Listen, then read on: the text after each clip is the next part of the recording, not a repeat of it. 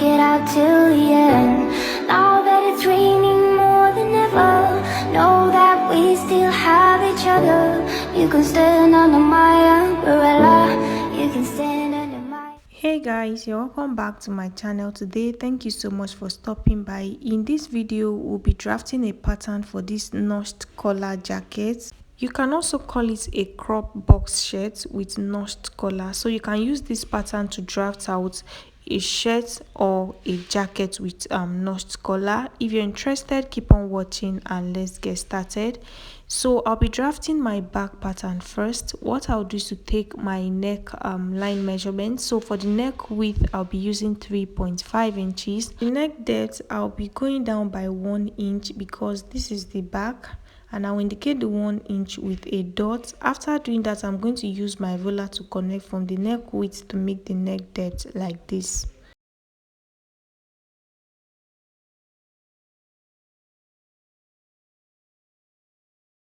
The next thing I'll do is to take half of my shoulder measurement, which is 8 inches. I'm going to add half an inch to that measurement because I'll be joining sleeves to this jacket. So the half inch is going to be for my sleeves allowance. So instead of placing 8 inches, I'll be placing 8.5 inches, and I'll indicate that with a dot. The next thing I'll do is to take my point. So the distance from my shoulder to my bust point is 10 inches. I'll go ahead and mark the 10 inches just like you see me doing, and then I'll rule a straight line across, and then I'll label the line my bust line. The next point I'll take is the length of this jacket. So I'll be making use of 17 inches, and I'll add 1 inch to it for sewing allowance. That's for hemming allowance. So instead of marking 17 inches, I'll mark 18 inches just like you see me doing, and I'll rule a straight line across.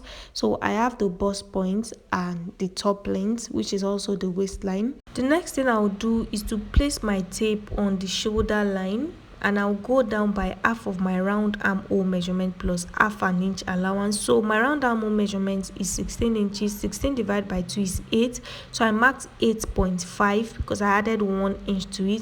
So what I'll do is to mark the 8.5 all the way like this to get my chest line. After doing that, I'm going to rule a straight line across. So I have my chest line. The next thing I'm going to do is to place the measurement that I have on the shoulder line, which is 8.5. I'm going to place the same measurement on the chest line, and I will indicate it with a dot. After doing that, I'm going to go down by 1 inch for my shoulder slope. So I'm going to place my tape on the dot that I have on the shoulder line, and I'll go down by 1 inch. I'll indicate the 1 inch with a dot. After doing that, I'll slant from that point into the neckline area. Next thing I'll do is to connect from the shoulder slope to meet the point, the 8.5 inches point that I have on the chest line. I'll connect into a straight line like this. I'll go ahead and start placing my measurements. On the chest line, I'm going to place my bust circumference divided by 4. I will indicate the measurements with a dot. After doing that, I'm going to connect using my ruler from the straight line to meet this mark that I have here.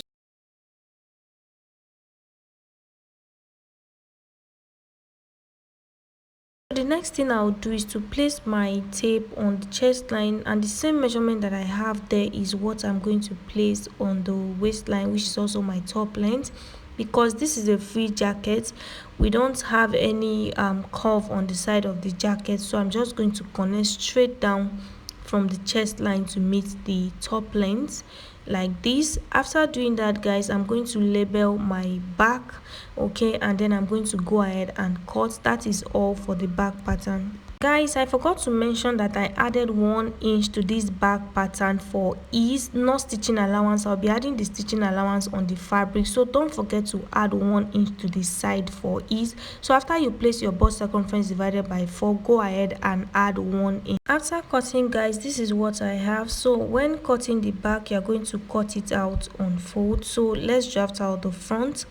So guys, for the front, I have a wider pattern paper, and this is a notched collar jacket, so we'll be needing allowance to like draft out the notched collar area.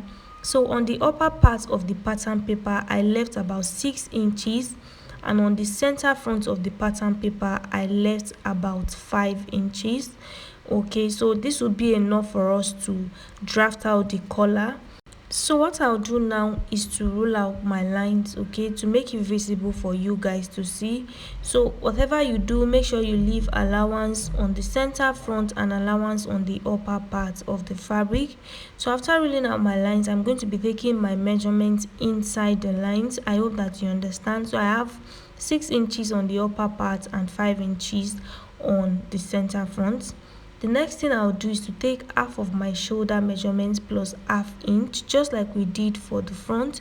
So half of my shoulder measurement is 8 inches. I'm going to add half an inch to that measurement, so I'll be marking 8.5 inches.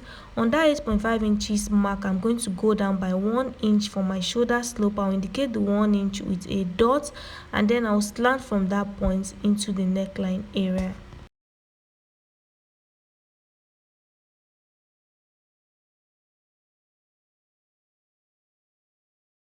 The next thing I'll do is to take my point. The distance from my shoulder to my bust point is 10 inches.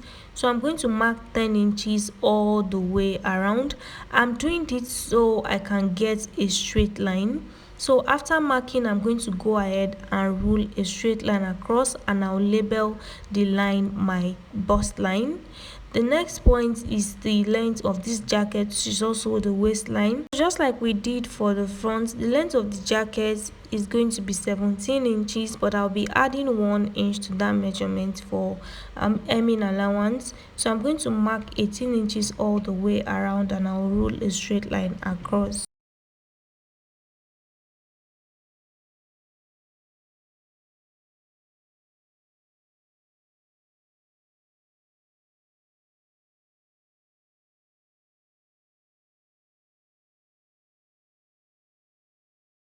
So guys, next thing you do is to get your chest line. Like I did before, I placed my tape and I went down by 8.5 inches. Another way to get your chest line is to go up from your bust point by 2 inches.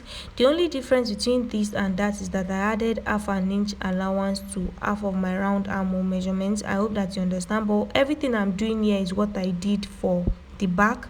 So I placed my tape on the shoulder line. What I have there, which is 8.5 inches, I placed that same measurement on the chest line.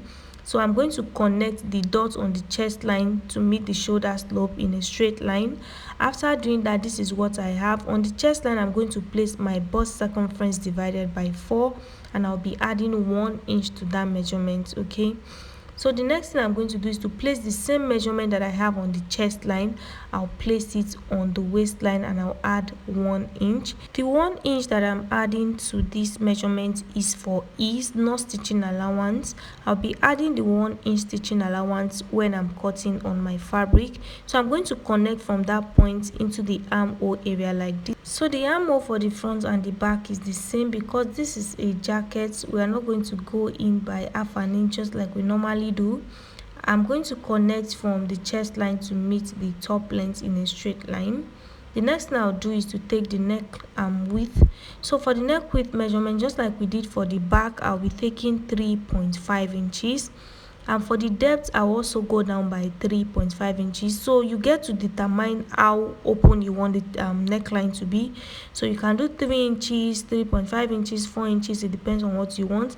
So to confirm the neck width, I went ahead to bring back my back pattern paper, and I'm going to place it like this to make sure they are sitting together. This is very important. So after confirming that, I'm going to use my marker to mark it, and then I'll remove it. I'm going to go ahead and connect using my ruler. I'll connect like this.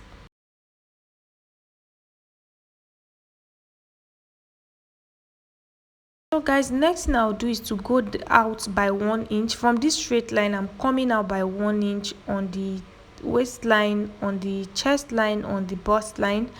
I'll indicate the 1 inch like this with a dot. After doing that, I'm going to use my ruler to connect into a straight line, and I'll connect it back to the straight lines that I also have on the bust line, on the chest line. After doing that, this is what I have. The next thing you are going to do is to determine the break point. That is where you want the front of the jacket to open from. I don't know how to explain, but I'm going to insert the picture for you guys to understand what I'm trying to say. So your break points can be on the chest line, it can be on the bust line, it can even be 1 inch below the top line, just like this thumbnail. So I'm going to still go out by 1 inch on this neckline area. I should have done that earlier. So I'm going to connect this straight line like this, and I'll also connect to meet the neck depth just like this. After doing that, you are going to determine the break point like I said. So I don't want the chest area of my jacket to be too open, so my own break point is going to stop at the chest line.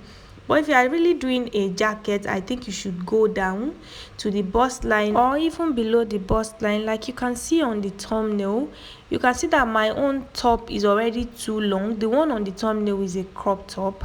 So just do whatever you want, okay? So the next thing I'm going to do is to extend the line that I have. And before I do that, I'm going to bring back my back pattern and I'll measure what I have on the back pattern, because I'm trying to create the collar. I'll measure around the back neckline just like you see me doing, and I'll use my marker to mark what I have there. I'll remove the back pattern paper. I'm going to now extend this straight line. Okay, since I already marked that point on my tape, I know where I'm going to mark it. So you're not going to make this line straight, you're going to make it slanted. I'm going to mark it like this. So whatever you have on the back neckline is what you're going to use to extend this line. I hope you understand. That was why I used my marker to mark on the tape so I don't get confused. I'll still place my tape to confirm what I have. You can see the mark on the tape. I'll confirm it and I'll adjust it. In order for the collar to sit well when I'm sewing, I'm going to go out from that line by 1/2 inch, and then I'll connect back into the neck width. Okay, this is so the collar sits flat when I'm sewing. I'll connect like this. The next thing I'll do is to determine how wide I want the collar to be. So I'll be going out from that first line by 3.5 inches, and then I'm going to connect in a slant. Okay, this line should not be straight. I think mine was a little bit straight, so make sure you make it slanted, not straight. After connecting like this, the next thing I'm going to do is to adjust this neck area. So I'm going to go up by 1/2 inch. I'll indicate the 1/2 inch mark with a dot. After doing that, I'll connect it back to this neckline area.